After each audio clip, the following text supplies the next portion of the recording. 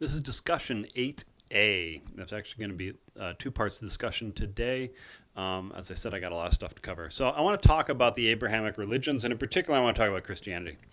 Now, when you hear the phrase the Abrahamic religions, what you're referring to is Judaism, Christianity, and Islam. And the reason they're called Abrahamic religions is that they all trace, they have a common set of texts, the Old Testament basically, but they all trace themselves back to Abraham.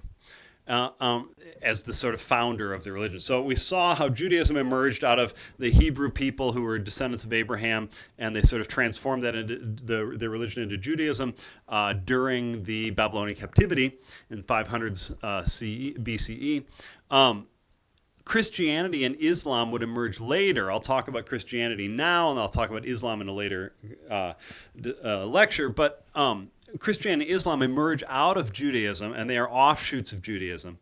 And so they have a lot in common with them, and in particular, most of the Old Testament is common to all three religions. And so I want to turn now to, and one other thing is that the Abrahamic religions are important because they preach monotheism. There's only one God. He created everything, and he's omnipotent and omniscient. And this is a new conception that doesn't match, what's going on in India with Hinduism and Buddhism, et cetera. It doesn't match what's going on in China.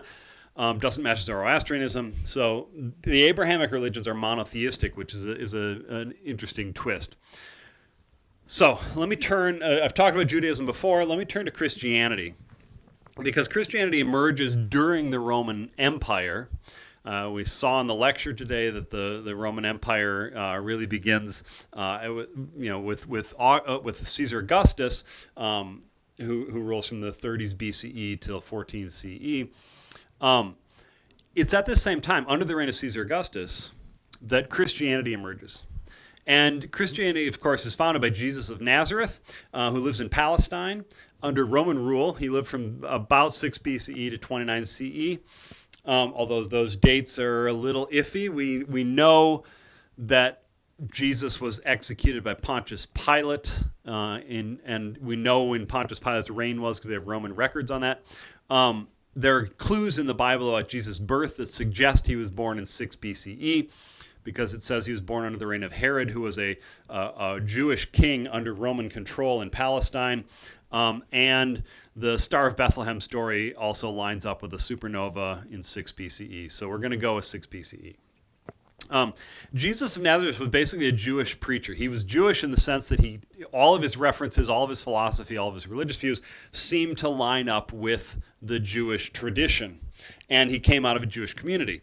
And mostly what Jesus' message was, if you look carefully at the Gospels, was that Judaism had become corrupted by this ruling class of priests and the Sadducees and the Pharisees. The Sadducees were the priests at the temple, and Jesus said they'd just gotten comfortable and corrupt. They were pocketing all this money. They were turning Judaism into a way to make money and be wealthy and powerful. And then he pointed at the Pharisees, who were this group of people who sort of emphasized all these rituals of purity, and they really showed off how much they had knowledge of the scriptures, etc. And he said, these guys are all just pumped up on themselves, and they've lost track of the real issue of Judaism, which is to live morally. And so Jesus basically says we need to reorient Judaism back towards living morally. And in particular, he said, help the poor, don't get concerned about accumulating wealth, try to live in a righteous way, focus on God, don't show off your religion, etc. Right? Now, the Sadducees and the Jewish officials in Jerusalem in particular did not like Jesus. And when he shows up in Jerusalem and starts preaching like this, they're like, whoa, we don't like this guy. And so to get rid of him, what they did is they went to the Roman governor of Jerusalem, Pontius Pilate, and they basically said, Jesus says he's king of the Jews. Now, that was a loaded accusation at that time because the Romans had actually conquered Palestine in the first century CE, and they had seen a number of revolts by Jews in Palestine. And so for someone claimed to be the king of the Jews was basically to declare they were trying to kick the Romans out of Palestine. It was treason.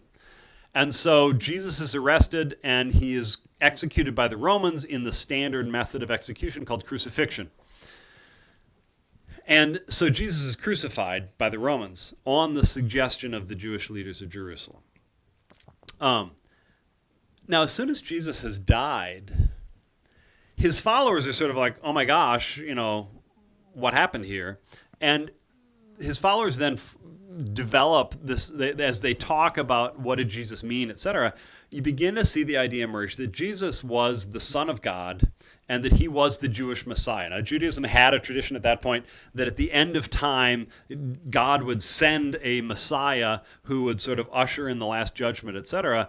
Well, Jews who were following Jesus said that he was the Messiah, and in fact, they began to say that he was going to come back shortly, right? And so then they start to pass this message that Jesus is the Son of God, he's the Jewish Messiah, etc. And the movement starts to grow, and it grows mostly amongst poor people in Palestine, amongst Jews. But very quickly, there's a schism in this early Jewish community, and you can see that in the Bible, in the Acts of the Apostles, etc. That basically one group of Jesus' followers said, we're Jews, and Jesus is the Jewish Messiah, so there's no point in telling anybody non-Jewish about this. It doesn't matter. They're not Jews. And Judaism has this strong tradition of thinking of Jews as the chosen people of God, descendants of Abraham. So why talk to people like the Greeks who aren't descendants of Abraham, or why talk to the Romans? But there was another group that said, no. There's only one God. He's the God of the universe. And if Jesus is his Messiah, this message goes to everybody. And in particular, they said, we're going to talk to Gentiles, the Greeks, the Romans, non-Jews. And the leader of this faction was Paul of Tarsus. Now, he was a little younger than Jesus, and Tarsus is in modern-day Turkey, Anatolia. And Paul of Tarsus basically, originally he was a Roman and he hated the Christians, but then he has a conversion experience on the road to Damascus, and he becomes a Christian. And he argues that this message should go out to everybody, not just Jews, but also to Gentiles. And he puts together a movement, and really it's Paul of Tarsus who builds Christianity as a movement and also as a sort of a new religion. It's under Paul of Tarsus that, before Paul of Tarsus, you could really argue that Jesus was in the Jewish tradition, was part of the Jewish religion. He might have been a heretic, but he was Jewish. After Paul of Tarsus, you got to say, no, Christianity is the followers of Jesus have a different religion than the Jews now. Okay? And Paul of Tarsus, of course, wrote a significant number of books in the New Testament of the Bible, all those letters to the Romans and Colossians and Galatians and etc. And so Paul of Tarsus really builds this into a movement that's going to spread beyond the Jewish community. And Christianity then begins to spread throughout the throughout the Roman Empire, following trade routes. And because Paul of Tarsus and his followers start sending out what we would call missionaries to go teach people about this new religion of Christianity and to speak to people who aren't even Jewish. And so Christianity basically splits off from Judaism and becomes its own religion. But from the Roman point of view, Christianity is just Judaism. Right? They don't see the distinction. And so, and from the Roman point of view, first of all, the founder of Christianity was Jesus, who the Romans executed for treason. And second, when the Jews in Palestine revolt against the Romans in the 60s and early 70s CE, the Romans just come in and crush the Jews in Palestine, and they just see the Christians as more Jewish troublemakers. And so the Romans basically force Jews to spread out over the whole Roman Empire. They drive them out of Palestine. And they destroy the temple in Jerusalem, and they basically just try to destroy Judaism.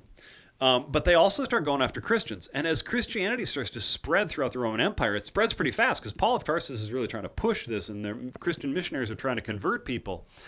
And so the Romans are alarmed by this. It seems like Judaism has become sort of, way more aggressive about converting people. So they start to come down hard on Christianity. And there's a whole series of persecutions. The first Roman persecution starts in 64 CE. And when Christians are arrested and lots of Jesus' original followers, like Peter, the Apostle Peter, who was then the Bishop of Rome, he's executed by the Romans. And Paul of Tarsus would eventually be executed by the Romans under this first wave of persecutions. But then the Roman Empire basically has periodic waves of persecutions where they'll arrest all sorts of people accused of being Christians. And essentially, they just said, "Are you a Christian?" And if you said yes, they killed you. And if you said no, they let you go. And the assumption was that Christians truly believed what they wanted. And most Christians would actually say yes and get executed rather than say no, I'm not, and renounce Jesus. And so Christianity spread as this underground religion that was illegal, but it spread, and it spread throughout the Roman Empire, and it began to attract more and more converts. But because it was illegal, they couldn't have an organized church. And they did have little cells of small churches, secret churches in most of the major cities of the Roman Empire. But it was hard, and those churches could write letters to each other, but it was really hard to organize, and because they had to do everything in secret, and they were always afraid of being found out by Roman authorities and executed or arrested and executed. And Christians began circulating writings about Jesus, but because there was no church and no central authority, anybody could write whatever about Jesus. And we'll see that lots of stories of Jesus' life began to circulate amongst Christians in the 100 years after Jesus' death. And in particular, you saw the Gospels of Matthew, Mark, Luke, and John. Those were written, and we weren't pretty sure those were written for specific purposes. For instance, the Gospel of Luke is written in Greek, and it was clearly written for Greeks. It was written to appeal to non-Jews, whereas the Gospel of Mark was really written much more from a Jewish perspective. And the Gospel of John was written later than the other three canonical Gospels. But there were even more Gospels that aren't in the Bible, right? There was a Gospel of Thomas, and there was the Edgerton Gospel, and there was the Gospel of Mary Magdalene, and there are all sorts of Gospels that take different takes on Jesus, and often they're pretty conflicting, right? The Gospel of Thomas and the Gospel of John really have very profoundly different visions of Jesus. And so Christianity is this underground religion. It's spreading pretty rapidly, but mostly among poor people, although there are some rich converts to Christianity. And it's not an organized religion because the Romans are trying to constantly squash it, so it can't have an organized church. But this changes profoundly in the 300s when Christianity becomes legal and then becomes the official religion of the Roman Empire. So I'm going to talk about that in the second part of the discussion.